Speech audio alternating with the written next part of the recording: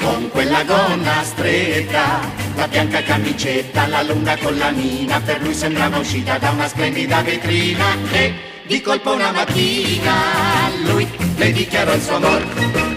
Ma tutti i suoi amici dicevano che era un matto, dicevano che era fritto e che quella ragazza non era il tipo adatto. Ma lui non si convinceva e diceva ognor così: ci metto la mano sul fuoco, lasciatemi in pace, so quello che fa. Io quella ragazza me la sposerò, io quella ragazza me la sposerò.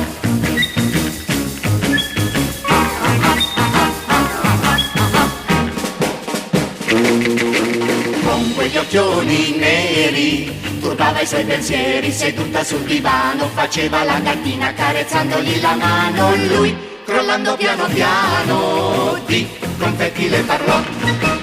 Ma tutti i suoi parenti dicevano tra i denti che quella ragazzina usciva a mezzanotte per tornare la mattina. Ma lui non si convinceva e diceva ognor così: ci metto la mano sul fuoco, lasciatemi in pace, so quello che fa.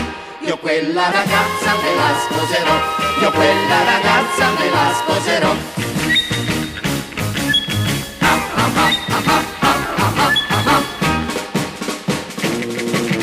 E per la sua sposina 2 camere e cucina aveva mobiliato, e poi come piazzista s'era pure sistemato. Ma così sacrificato lui viaggiava notte e dì.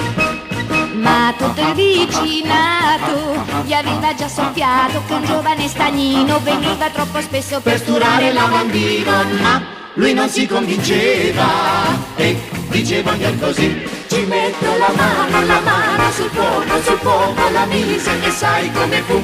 Adesso la mano lui non ce l'ha più, adesso la mano lui non ce l'ha più, adesso la mano lui non ce l'ha più.